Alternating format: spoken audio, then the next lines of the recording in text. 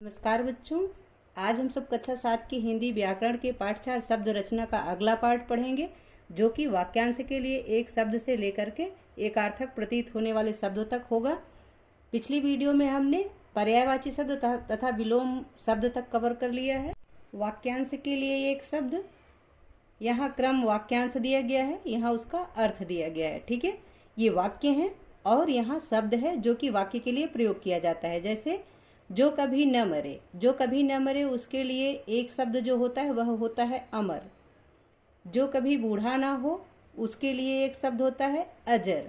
ठीक है, जो सहन करने योग्य न हो उसे असह्य कहा जाता है, यानी उसके लिए एक शब्द है असह्य। जिस पर विजय प्राप्त न की जा सके उसे अजेय कहते हैं, उसके लिए एक शब्द है अजेय। जिसका कभी नाश ना हो उसके लिए एक शब्द है अनश्वर। जिसके आने की तिथि न हो, यानी तिथि पता ना हो, उसे अतिथि कहते हैं, उसके लिए एक शब्द है अतिथि। जिसके हृदय में ममता नहीं है उसके लिए एक शब्द है निर्मम। जिसके हृदय में दया नहीं है उसके लिए एक शब्द क्या है, निर्दय।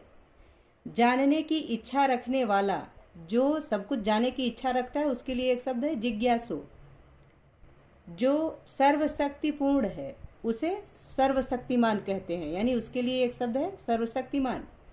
जिसका ईश्वर में विश्वास न हो उसे नास्तिक कहते हैं, यानी जो भगवान पर भरोसा ना करे, ईश्वर पर विश्वास ना रखे, उसे नास्तिक कहते हैं, उसके लिए एक शब्द है नास्तिक। ठीक है, जिसका ईश्वर में विश्वास हो उसके लिए एक शब्द है आस्तिक। जिसकी उपमा न हो, यानी जिसकी उपमा न दी जा सके, उसके लिए एक शब्द है अनुपम। जो कहा न जा सके उसके लिए एक शब्द है अकथनीय। जो सब कुछ जानता हो उसके लिए एक शब्द है सर्वज्ञ। जो सब में व्याप्त है, यानी जो सब जगह व्याप्त है, उसके लिए सर्वव्याप्त, एक शब्द है सर्वव्याप्त। अवश्य होने वाला, अवश्य भावी, ये एक शब्द है अवश्य होने वाला। वाक्य के लिए एक शब्द है अवश्य भावी। जो युद्ध में स्थिर रहता है उसके लिए एक शब्द है युधिष्ठिर। ठीक है, बढ़ा चढ़ा कर कहना, इसके लिए एक शब्द है अतिशयोक्ति। जो पढ़ना लिखना जानता हो उसके लिए एक शब्द है साक्षर। अल्प यानी कम बोलने वाला, उसके लिए एक शब्द है अल्पभाषी। जो दूसरों पर, यानी दूसरों के अधीन हो, उसे पराधीन कहते हैं। जो दूसरों पर अधीन हो, यानी दूसरों पर आश्रित हो, उसके लिए एक शब्द है पराधीन। जो जन्म से अंधा हो उसके लिए एक शब्द है जन्मांध। कविता रचने वाली स्त्री, उसे कवित्री कहा जाता है, यानी उसके लिए एक शब्द है कवित्री। जो शाक यानी साग सब्जी खाता हो उसके लिए एक शब्द है शाकाहारी।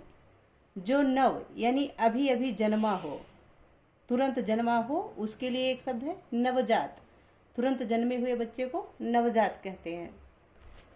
आगे है जो विज्ञान जानता हो उसके लिए एक शब्द क्या है, वैज्ञानिक। विक्री करने वाला, इसके लिए एक शब्द है विक्रेता। पुत्र की वधू, इसके लिए एक शब्द है पुत्रवधू।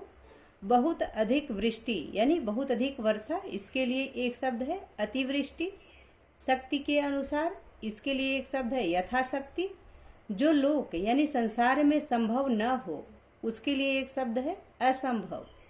जो दूसरे से ईर्ष्या रखता हो उसके लिए एक शब्द है ईर्ष्यालु। जिसका आचरण अच्छा हो उसके लिए एक शब्द है सदाचारी। जिसका मूल्य बहुत अधिक हो उसके लिए एक शब्द है मूल्यवान। जो अपने प्रति किए उपकार को माने उसके लिए एक शब्द है कृतज्ञ। जो अपने प्रति किए उपकार को न माने उसके लिए एक शब्द है कृतघ्न। उपकार न मानने वाला कृतघ्न कहलाता है और उपकार मानने वाला कृतज्ञ कहलाता है। ठीक है, आगे है सप्ताह में एक बार होने वाला साप्ताहिक, साप्ताहिक कहलाता है। जो ऊपर कहा गया है उसके लिए एक शब्द है उपर्युक्त। जिसे क्षमा न किया जा सके उसे अक्षम्य कहते हैं, यानी उसके लिए एक शब्द है अक्षम्य। आगे है जिसमें संदेह न हो उसके लिए एक शब्द है निःसंदेह। निःसंदेह यह प्रयोग होता है जिसमें संदेह न हो उसके लिए। आगे है जो कम खाता हो, जो कम खाता हो उसके लिए एक शब्द है अल्पाहारी यानी अल्पाहारी, जो बहुत बोलता हो उसके लिए एक शब्द है वाचाल। वाचाल कहते हैं बहुत बोलने वाले को। 15 दिनों में होने वाला पाक्षिक कहलाता है, यानी 15 दिनों में होने वाले के लिए एक शब्द है पाक्षिक। काम से जी चुराने वाला उसको कामचोर कहते हैं, उसके लिए एक शब्द है कामचोर।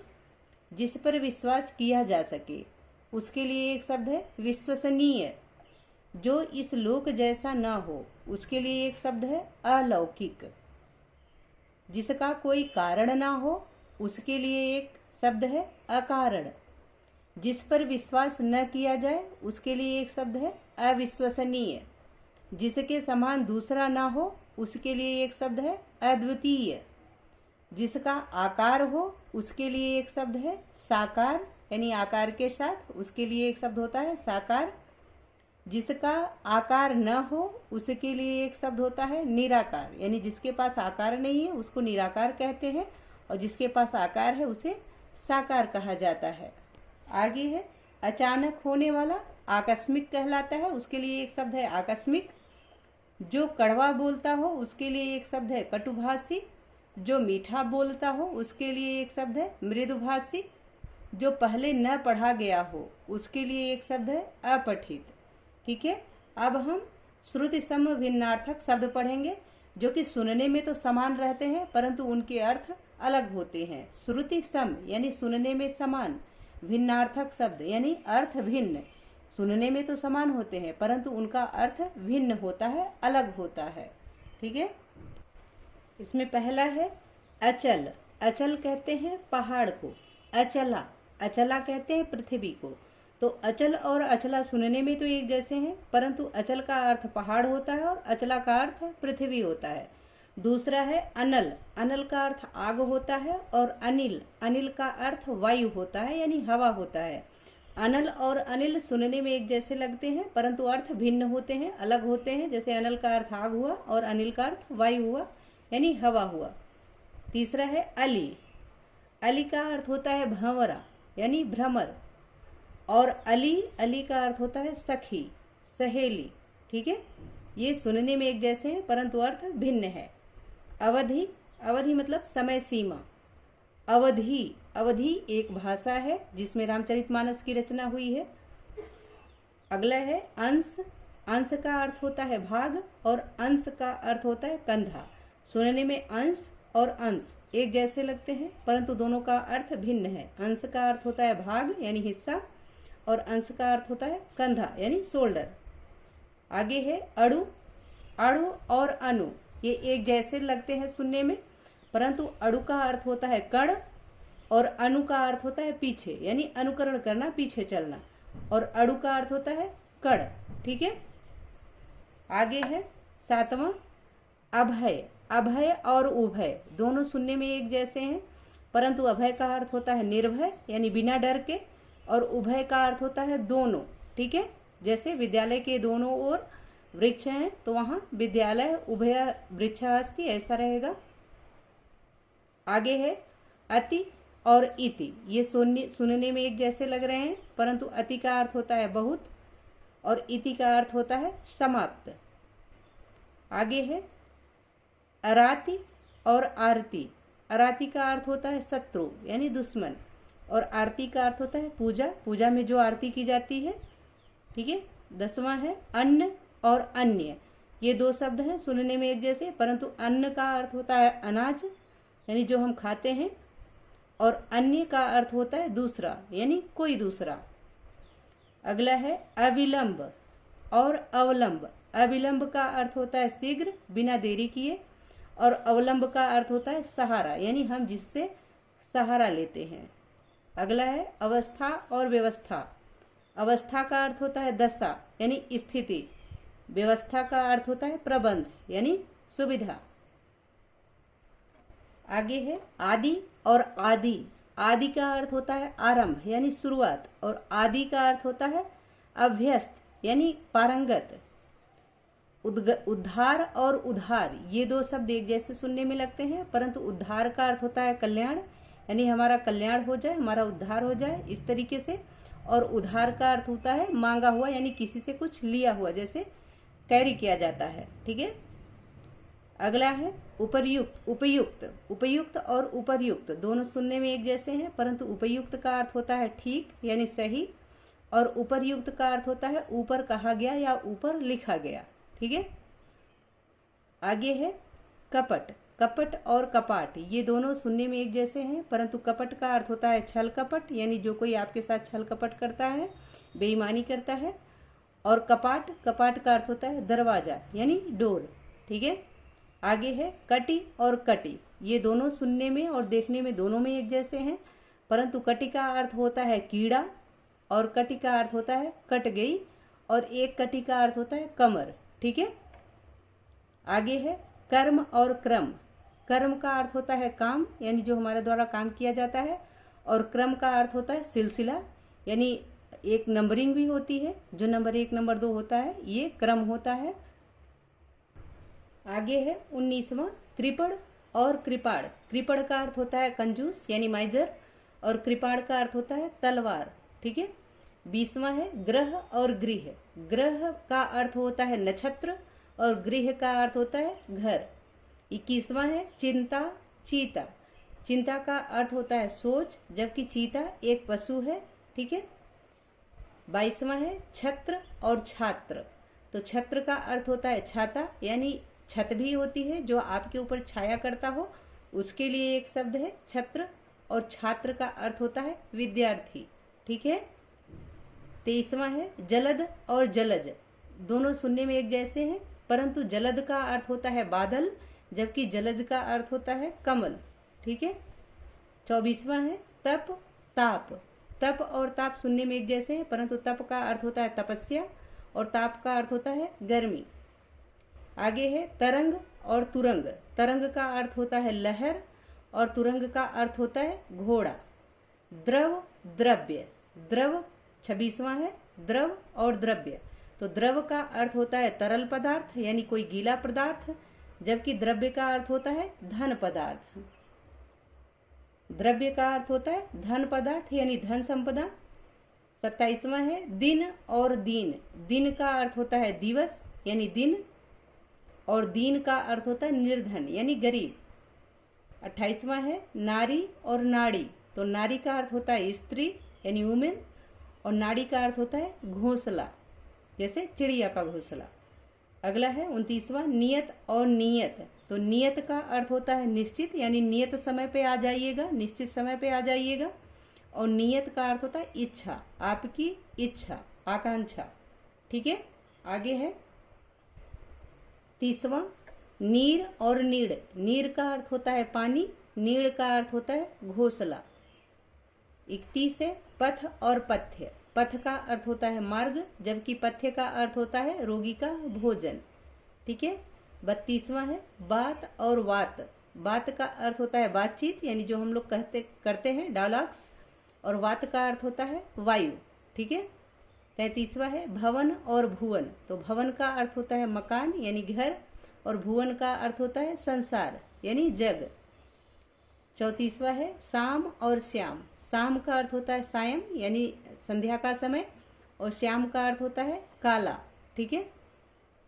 35 है शुल्क और शुक्ल।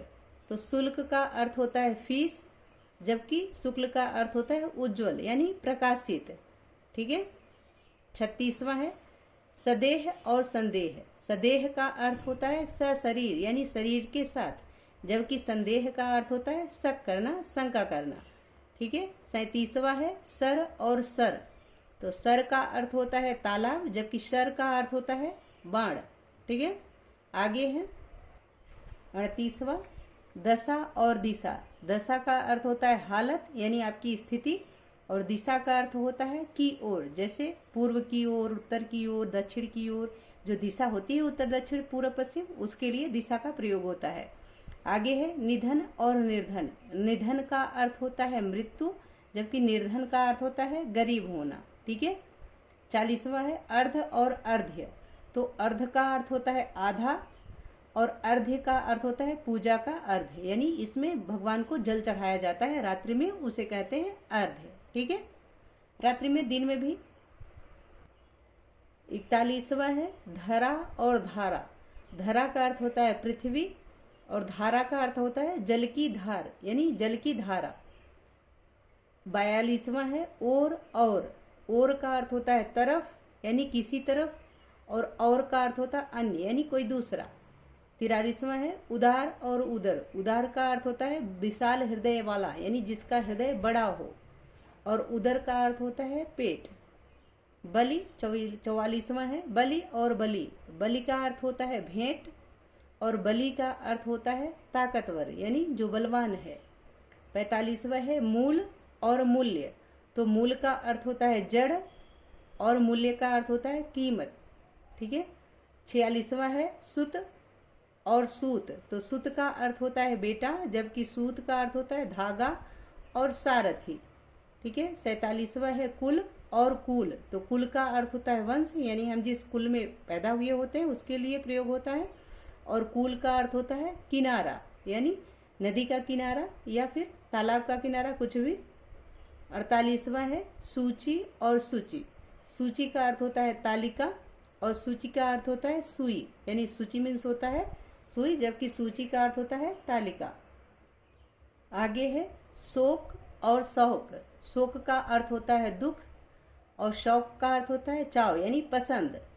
50वां है चपला और चपल, चपला कहते हैं बिजली को यानी जो बिजली चमकती है उसे चपला कहते हैं, और चपल होता है चंचल यानी जो बहुत चंचल व्यक्ति होता है उसे चपल कहते हैं, और जो बिजली होती है बादल की गरजने वाली तड़कने वाली उसे चपला कहते हैं। ठीक है। आगे है एकार्थक प्रतीत होने वाले शब्द, यानी जो शब्द एक जैसे पता चलते हैं कि एक जैसे हैं परंतु उनका अर्थ भिन्न होता है। ये शब्द एक से प्रतीत होते हैं यानी एक जैसे लगते हैं किंतु उनके अर्थ में अंतर होता है, इनका अर्थ बदला हुआ होता है, अर्थ एक नहीं होता है। ऐसे शब्दों के कुछ उदाहरण इस प्रकार हैं, जैसे पहला है इच्छा और लालसा, तो इच्छा का अर्थ होता है कुछ पाने की चाह यानी कुछ आप पाना चाहते हैं, उसके लिए जो शब्द होता है वह होता है इच्छा। जबकि लालसा क्या होती है कि किसी चीज को अपने पास रखने की उत्कृष्ट आकांक्षा, तो इसका अर्थ भी इच्छा ही होता है, परंतु इसका अर्थ जो है बदला हुआ होता है कि किसी चीज को अपने पास रखने की जो उत्कृष्ट आकांक्षा होती है उसे लालसा कहते हैं, जबकि कुछ पाने की जो चाह होती है उसे इच्छा कहते हैं। दूसरा है आधि और व्याधि, तो आधि का अर्थ होता है मानसिक कष्ट यानी जो इंसान को मानसिक समस्या होती है उसके लिए आधि बोलते हैं, और व्याधि का अर्थ होता है शारीरिक बीमारी यानी इंसान जब शारीरिक रूप से बीमार होता है तो उसके लिए व्याधि शब्द है। ठीक है। तीसरा है अनुसंधान, अनुसंधान का अर्थ होता है खोज। आविष्कार, आविष्कार का अर्थ होता है किसी नई वस्तु का निर्माण करना। ये सुनने में एक जैसे होते हैं, इनके अर्थ एक जैसे प्रतीत होते हैं परंतु अर्थ में अंतर होता है। ठीक है। जैसे अनुसंधान मतलब खोज, आविष्कार मतलब किसी नई वस्तु का निर्माण करना, जबकि दोनों को हम लोग क्या समझते हैं कि खोज है। अगला है दया और कृपा, तो दया का अर्थ होता है दुखियों की प्रति सहायता का भाव यानी कोई दुखी है, दीन है, परेशान है, उसके लिए जो आपके मन में सहायता के लिए भाव उठते हैं उसे दया कहते हैं। जबकि कृपा क्या होता है छोटों को सुखी करने का भाव, जो छोटों को हम सुखी करने के लिए कार्य करते हैं उसे कृपा कहते हैं। आगे है अधिक और पर्याप्त, तो अधिक का अर्थ होता है जरूरत से ज्यादा, जबकि पर्याप्त का अर्थ होता है जितनी जरूरत है, जितनी जरूरत है उसके लिए पर्याप्त, और अधिक यानी जरूरत से ज्यादा। अगला है अनिवार्य और आवश्यक, तो अनिवार्य का अर्थ होता है जिसके बिना काम संभव हो, और आवश्यक होता है कि जरूरी, बहुत जरूरी हो। अगला है अनुरोध और प्रार्थना, अनुरोध का अर्थ होता है विनती करना, जबकि प्रार्थना का अर्थ होता है निवेदन करना। दोनों के अर्थ एक जैसे ही होते हैं, बस सुनने में एक जैसे लगते हैं, अर्थ में थोड़ा सा अंतर होता है, और सामान्य तौर पे हम इसको एक ही मानते हैं। ठीक है। आगे है अपराध और पाप, अपराध यानी कानून के विरुद्ध किया गया काम, और पाप होता है अनैतिक कार्य। ठीक है, अनैतिक काम। अवस्था और आयु, अवस्था का अर्थ होता है हालत, और आयु का अर्थ होता है पूरा जीवन काल। ठीक है। आगे है उत्साह और साहस, उत्साह का अर्थ होता है जोश, और साहस का अर्थ होता है हिम्मत। अगला है कष्ट और क्लेश, तो कष्ट का अर्थ होता है सभी प्रकार के दुख यानी कोई भी दुख हो, शारीरिक, मानसिक, आर्थिक, सब कष्ट में आते हैं, जबकि क्लेश मन का दुख होता है, मानसिक जो कष्ट होता है उसके लिए क्लेश का प्रयोग होता है। आगे है खेद और शोक। तो खेद का अर्थ होता है गलती करने पर दुख प्रकट करना, जबकि शोक का अर्थ होता है मृत्यु पर दुख प्रकट करना। ग्लानि और लज्जा। तो ग्लानि का अर्थ होता है गलत काम पर पछतावा, जबकि लज्जा का अर्थ होता है गलत काम करने पर संकोच। ठीक है। दुर्गम और अगम। दुर्गम का अर्थ होता है जहां पहुंचना कठिन हो, जबकि अगम का अर्थ होता है जहां पहुंचना संभव हो यानी सरल हो। न्याय और निर्णय। न्याय का अर्थ होता है सत्य और असत्य का फैसला, जबकि निर्णय का अर्थ होता है सभी प्रकार का फैसला। कोई भी फैसला हो उसे निर्णय कहते हैं। न्याय यानी सत्य और असत्य का फैसला। आगे है पुरस्कार और पारितोषिक। पुरस्कार का अर्थ होता है अच्छे कार्यों का इनाम, जबकि पारितोषिक का अर्थ होता है प्रतियोगिता में जीता गया इनाम। ठीक है। आगे है भ्रमण और पर्यटन। भ्रमण का अर्थ होता है यानी घूमना, सैर करना, जबकि पर्यटन का अर्थ होता है देश विदेश के विभिन्न स्थानों पर घूमना। ठीक है। आगे है भ्रम और संदेह। भ्रम का अर्थ होता है झूठा ज्ञान और संदेह का अर्थ होता है अनिश्चय भरा ज्ञान, यानी कोई आप पे शंका करे तो वो संदेह होता है, और जब कोई झूठा ज्ञान आपको प्रदान करे इसका मतलब वह आपको भ्रम में रख रहा है। धर्म और संप्रदाय। धर्म का अर्थ होता है अच्छे बुरे का ज्ञान कराने के नियम। जो अच्छे और बुरे का ज्ञान कराए उसे धर्म कहते हैं, जबकि संप्रदाय किसी धर्म को मानने वाले लोगों का समूह होता है, यानी जो लोग किसी धर्म को मानते हैं उसे संप्रदाय कहते हैं। आगे है लोभ और तृष्णा। लोभ का अर्थ होता है पाने की इच्छा, जबकि तृष्णा का अर्थ होता है अधिक से अधिक पाने की इच्छा। विवेक और ज्ञान। विवेक का अर्थ होता है अच्छाई बुराई की पहचान, जबकि ज्ञान का अर्थ होता है किसी विषय की जानकारी। श्रद्धा और भक्ति। श्रद्धा का अर्थ होता है गुणवान व्यक्तियों के प्रति पूज्य भाव, जबकि भक्ति का अर्थ होता है भगवान या देवी देवता के प्रति पूज्य भाव। संतोष और तृप्ति। संतोष का अर्थ होता है जितना मिले उसी में खुश रहना, जबकि तृप्ति का अर्थ होता है इच्छा पूरी होना। सुख और आनंद, यानी सुख किसे कहते हैं लाभ होने से प्रसन्नता का भाव, यह सुख कहलाता है। और आनंद दुख और सुख के ऊपर उठना, दुख और सुख से ऊपर उठना, यह आनंद कहलाता है। आगे है अनुमति और आज्ञा। तो अनुमति का अर्थ होता है किसी कार्य के लिए सहमति, जबकि आज्ञा का अर्थ होता है बड़े व्यक्तियों द्वारा दिया गया आदेश, यानी कोई बड़ा आपको जो आदेश देता है उसे आज्ञा कहते हैं। और अनुमति होती है किसी कार्य के लिए सहमति। आगे है आज्ञा, अनुमति और आज्ञा। तो अनुमति का अर्थ क्या होता है किसी कार्य के लिए सहमति, और आज्ञा का अर्थ होता है बड़े व्यक्तियों द्वारा दिया गया आदेश। अहंकार और अभिमान। तो अहंकार का अर्थ होता है अपने आप को बहुत योग्य समझने का झूठा घमंड करना, इसे अहंकार कहते हैं। जबकि अभिमान का अर्थ होता है घमंड, अपने को बड़ा और दूसरों को छोटा समझना, इसे अभिमान कहते हैं। अभिमान का अर्थ होता है घमंड, जिसमें लोग अपने को बड़ा और दूसरों को छोटा समझते हैं। गर्व और गौरव। तो गर्व का अर्थ होता है किसी उपलब्धि पर सच्चा गर्व करना, जबकि गौरव का अर्थ होता है यह गुण है। गौरव जो है यह गुण है, किसी प्रतिष्ठा पर गर्व करना, अपने आप पर गर्व करना, अपने देश पे गर्व करना।